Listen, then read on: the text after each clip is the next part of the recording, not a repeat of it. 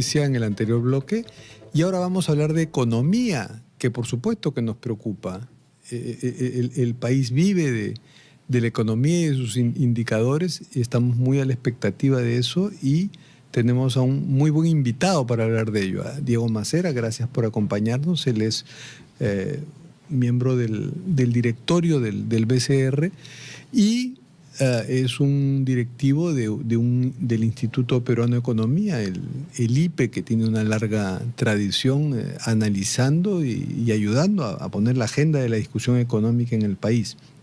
Diego, gracias por acompañarnos. Gracias por la invitación, Fernando. Encantado de poder estar acá. ¿El BCR ha hecho alguna advertencia, más o menos en el tono en que las hace el Consejo Fiscal, de que no se está respetando la regla fiscal, y para decirlo pues en cristiano, como que hay mucho riesgo de que estemos viviendo una farra fiscal?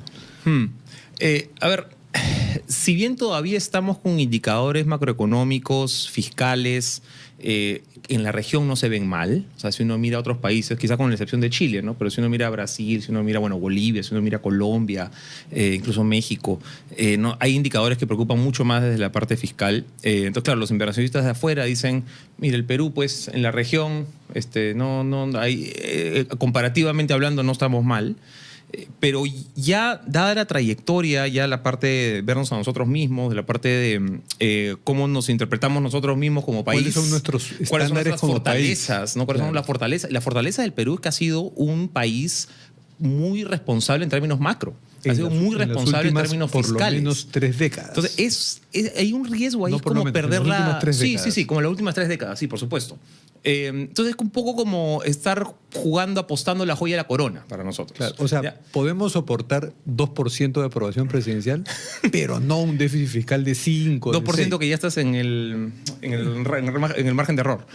O sea, el déficit fiscal no puede ser mayor que la aprobación de la presidenta. El déficit fiscal probablemente va a ser parecido, de hecho, ¿no? Cerca de un 2,5%. Entonces, ahora sí es una buena noticia que el MEF haya dicho que ya no va a mover la regla. Eso creo que es positivo, y así como se criticó en su momento, no creo una mala idea que estés moviendo el objetivo a media carrera, creo que también es bueno decir, oye, el MEF parece que ha enmendado y dicho, oye, vamos a hacer el esfuerzo para cumplir con la regla fiscal que teníamos a inicios de año. ¿Y las expectativas de crecimiento del BCR siguen siendo menos optimistas que las del MEF? Sí, el MEF tiene una proyección, hasta ahorita la proyección oficial del MEF es de 3,5%, que está por encima de la expectativa de mercado. Y es normal que el MEF esté un poco por encima. Esta vez sí quizás se le pasó la mano un poco, ¿ya? De qué tanto por arriba de lo que el resto piensa ha puesto la proyección. El BCR está más cerca de lo que piensa el resto del mercado, que está más cerca de un 3%. Ahora, la pregunta interesante ahí es, oye, ya, ¿y 3%? ¿En cristiano qué significa? ¿No? ¿Eso es malo? ¿Eso es bueno? ¿No? ¿Estamos bien? ¿Estamos mal con un 3%? Y la respuesta es matizada. Por un lado, uno puede decir, oye, ¿quieres ver el vaso medio lleno? Uno puede decir, con 3% probablemente vas a ser el tercer país con mayor crecimiento de la región este año, después de Argentina, después de Paraguay. Probablemente estás logrando cerrar algunas brechas que no habías podido cerrar, incluyendo un poco más de personas en la economía formal. Hemos estado viendo algunos indicadores buenos durante la primera mitad del año de actividad. Entonces, mira, 3% puedes hacer el caso de vaso medio lleno. Por otro lado, podrías decir, oye, pero la verdad que 3% para un país como el Perú, con el precio del cobre volando, ¿no? Por encima de $4 la libra, con el precio de la onza de oro por encima de las $3,300, el Perú debería estar en condiciones tranquilas de estar creciendo al 4, 4,5. Con esos factores externos, 3% es mediocre. ¿No? Y además con una inflación controlada, ¿no? Sin demasiado tenemos sobresaltos globales, pero felizmente no nos han pegado tanto a nosotros. Entonces, en general, las condiciones en las que el Perú se está moviendo deberían explicar un país. Te darían para pensar en un país que está creciendo más al 4, 4,5 y no tanto al 3. Sí, pero no es una interrupción. Por supuesto. Y no de un tema económico, sino que queremos compartir un post en X de César Sandoval, el ministro de Transporte, que ha sido pues zarandeado por el alcalde de Lima, Rafael López Aliaga. Responde Sandoval a López Aliaga. Ante las mentiras e infamias que viene vertiendo el alcalde de Lima en mi contra, afirmo lo siguiente.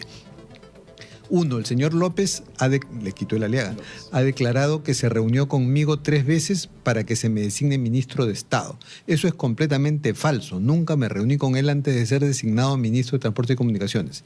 Que demuestre mi ingreso a la Municipalidad Metropolitana de Lima y las presuntas reuniones que alude antes que yo sea ministro de Estado. 2. Sorprende el comportamiento de esta persona. Ya le quitó el Aliaga y el López. Que presume ser un firme creyente y a la vez adopte una actitud agresiva y llena de mentiras impropias de un seguidor de Dios. 3. Ante tamañas mentiras me reservo el derecho de entablar contra él las acciones legales correspondientes. Ya se están amenazando con querellar. Bueno, esta bulla tampoco es buena para la economía, por supuesto. No, en general hemos tenido, creo que, y es un buen ejemplo ya de lo que nos ha costado esta volatilidad política, esta incertidumbre, y uno puede remontarse de repente, lo más justo sería irse hasta el 2016, ¿no? En el que no tenemos un año entero en el que uno pueda decir, bueno, esto ha sido un año políticamente estable, tranquilo, aburrido. Lo que necesitamos son más años aburridos en términos políticos, ¿no? Y ojalá podamos tenerlos del 26 en adelante, porque creo que mucho de lo que explica este punto y medio de diferencia entre lo que deberíamos estar creciendo y lo que realmente estamos creciendo, ¿no? Esta diferencia entre el 3 que estamos y el 4 y medio en el que deberíamos estar, muy probablemente tiene que ver con la política de los últimos, vamos a decir, 8 años. Yo creo que sin duda la explicación va por ahí. Y también por ahí va la explicación de por qué ese déficit fiscal podría crecer, ¿no? Sí, y eso es lo que quería que expliques. ¿Cuáles son los principales factores que ves? Hay un punto que hace ahí, Fernando, que es importante, y que viene al caso con lo que veníamos discutiendo antes. Y es que cuando tú estás creciendo 3%, como el Perú, que es probablemente muy cerca de su crecimiento potencial, ¿no? Es decir, cuánto podríamos crecer, prendemos todas las máquinas, todos los trabajadores empiezan a trabajar, más o menos cerca de 3%. Y ya estamos ahí. Lo que está haciendo el gobierno, de cierto modo, es tirarle más leña al fuego, ¿ya? Cuando en realidad es innecesario, ¿ya? Porque con eso lo que causas es crear más huecos en la parte fiscal, cuando en realidad sin mayor justificación. Entonces uno entendería, por ejemplo, en el 2023, recordarás, tuvimos una mini recesión ahí en el medio, ¿no? El PBI terminó cayendo 0.4. Entonces uno podría explicar, mira, en ese año no cumplimos la regla fiscal, el gobierno gastó de más, se cayeron los ingresos. Entonces entiendo que no hayas cumplido con la regla. Factores climatológicos. Empezamos con las protestas, enero, febrero, parte de marzo, tuvimos las lluvias, tuvimos gripe aviar en febrero, tuvimos Yaku, después fenómeno del Niño, se juntaron las 7 plagas. Eso fue el 23. Uno entiende que en esas circunstancias el gobierno no haya cumplido la regla, haya gastado de más. Está bien, vaya y venga.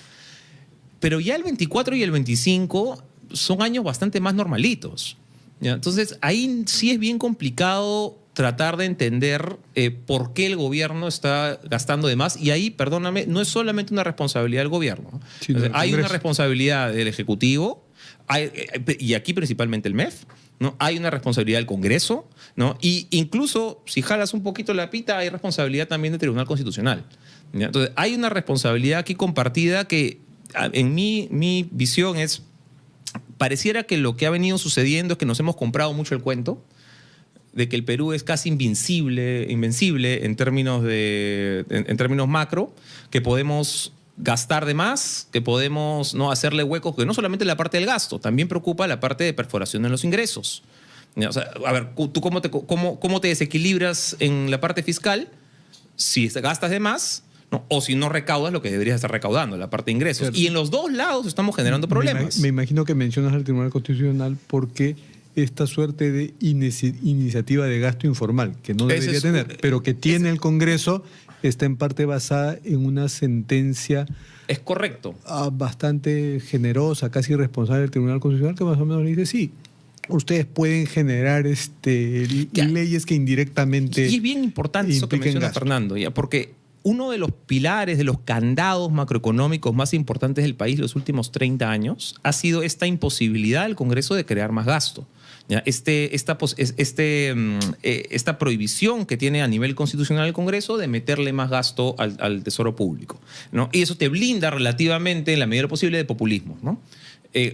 Ahora, con la nueva interpretación del TC, lo que sucede es, oye, de repente yo me compro que no puedes poner más gastos, pero para este año. Para el próximo año, Congreso, tú eres libre de meterle más gastos. Claro, pero si bien el Congreso no puede aprobar una ley que diga créase tal partida para financiar tal cosa, sí puede aprobar una ley que diga se bajan los impuestos para tal sector económico. Eso es crear gasto. Y es gasto tributario, ¿no? Y a eso iba con el anterior comentario. Y es cuando hablamos de todas estas, oye, que los restaurantes paguen menos, ¿no? Que la zona económica especial es ahí de Chancay y demás, que la zona económica especial del turismo, que la ley agraria, que, oye, en un año hemos regalado un montón de plata. ¿Ya? Entonces, aquí no es solamente además, que de manera desordenada y discriminatoria, porque no todos los sectores reciben el mismo trato. Y sin buen fundamento técnico, ¿no? Y es, oye, ¿quién grita más? ¿Quién jala más? ¿Quién tiene mayor poder de negociación dentro del Congreso? Entonces, oye, a ti te doy tu 15%, aquí te doy tu 0%, aquí te doy tu 0%. Y muchas de estas, perdón, Fernando, y muchas de estas lo preocupante es que si, con el tema de gasto, o sea, si yo meto más gasto, meto más leña al fuego este año desde el Ejecutivo. Mira, es un problema porque dependiendo de cómo lo haya estructurado el gasto, después cortarlo va a ser más complicado, pero digamos que en el extremo uno podría decir el próximo año me ajusto el cinturón, ¿no? Empiezo dieta el lunes, ¿no? Me ajusto pronto. Eso con el término de gastos, si yo gasto de más. Pero cuando yo doy estos beneficios de la parte de ingresos, yo los doy por un periodo determinado y después ya no lo puedo ajustar, porque hay personas, empresarios, que pueden haber tomado la decisión de uno invierte, ¿no? Con estas reglas. Y si ya dijiste que estas son las reglas, pues necesitas un nivel de certidumbre. Ahora, pero también aquí hay otro actor entonces que también es responsable, que son los gremios empresariales y de trabajadores que piden más de lo que hubieran pedido en otras circunstancias y con más posibilidades que este gobierno débil les dé. Mira, el empresario, dependiendo del empresario, pero el empresario puede pedir, ¿no? El empresario va a decir, oye, ¿por qué no me bajan los impuestos? ¿Por qué no me ajustan por acá?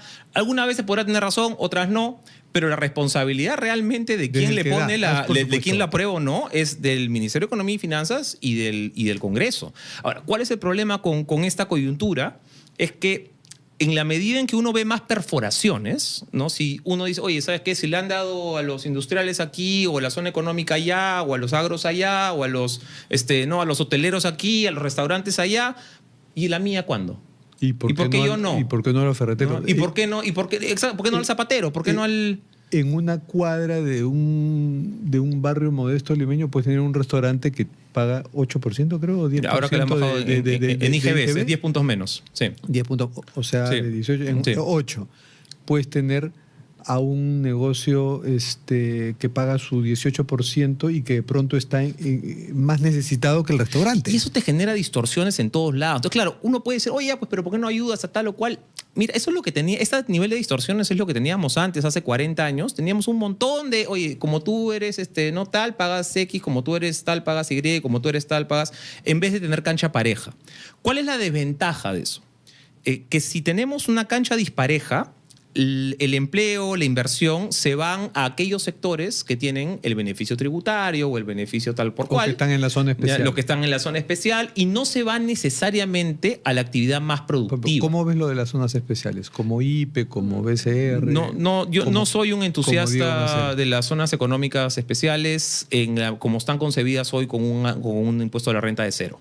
Yo creo que la zona económica especial tiene sentido con un buen manejo territorial, ¿no? Tú tienes que tener acceso, obviamente, infraestructura bien conectada. No es solamente el puerto, tienes que tener también la carretera que llega, no tienes que tener energía, tienes que tener capital humano, no tienes que tener todo eso y además un buen administrador de la zona económica especial. Van a ser una especie de reinfo tributario. ¿No? Entonces, claro, ahora, lo que hemos hecho, o sea, y eso tiene sentido y eso está bien.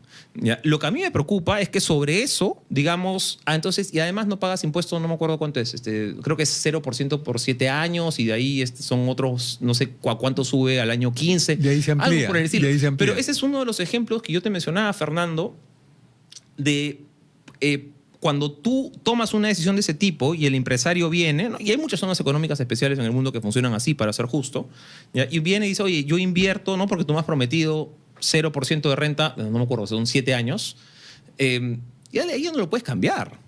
¿Ya? Eso, el empresario ya entró y invirtió con esa regla y tú tienes que cumplir la regla. Tú has dicho que esas son las reglas de juego, entonces vas a tener que cumplirlas. Pero eso le va a costar al Estado. Entonces, lo que me preocupa es que estamos haciendo un montón de excepciones que también te pegan el déficit fiscal, no solamente por el lado del gasto que estábamos comentando antes, sino por los ingresos. Y el problema con los ingresos es que son excepciones que te duran por varios años. A diferencia del gasto, que tú puedes decir, empiezo dieta el lunes. Claro, pero yo te mencionaba el papel de los empresarios porque ante la debilidad de los partidos, los empresarios son actores políticos también, están llamados a hacerlo para combatir además las lacras de la corrupción, de la inseguridad. Entonces, si los empresarios ven este gobierno débil, se acostumbran a una dinámica que podríamos llamarla mercantilista. O sea, yo creo que hay un rol importantísimo, lo mencionabas, de los empresarios en colaborar en el debate público, ¿no? Y hay muchas buenas ideas que tienen que venir de los empresarios y tienen que ser actores, porque mira, el político va y viene, sobre todo en este país. El empresario va a estar aquí, el empresario va a estar generando empleo y van a pasar 5 años, 10 años, 15 años, 20 años y probablemente el empresario sigue estando ahí. ¿Hablarías de una nueva fase mercantilista? No sé si me haría decir una nueva fase mercantilista, pero sí ha habido algunas demandas de corte mercantilista en los últimos años, sin duda. Y de nuevo, la preocupación es que si se hace esto más común y en la medida en que sea más, hablábamos de ya varios ejemplos, ¿no? Entonces el que menos va a decir, oye, pues para mí también, ¿no? Y hay muchas otras maneras de promover competitividad, ¿no? O sea, desde el IPE, acabamos de publicar la semana pasada, por ejemplo, el INCORE, ¿no? El Índice de Competitividad Regional, donde evaluamos, oye, cuáles son las brechas de las regiones, ¿no? En términos de salud, de educación, de infraestructura, acceso a cuentas digitales. O sea, tenemos un montón de brechas que sí deberíamos estar avanzando. Los empresarios son jugadores importantísimos para irlas cerrando. Desde financiamiento, desde APPs, desde ideas, tienen que estar en la discusión política, pero lo que no queremos es tener una cancha de juego dispareja. Lo que no queremos es tener que, oye, porque tú estás en tal o cual sector, entonces a ti te regalo esta cosa y a ti no. Eso creo que es mucho lo que tuvimos antes y a lo que no deberíamos volver. Bueno, muchas gracias, Diego Macera, miembro del Consejo Directivo del Banco Nacional de Reserva y del Instituto Peruano de Economía.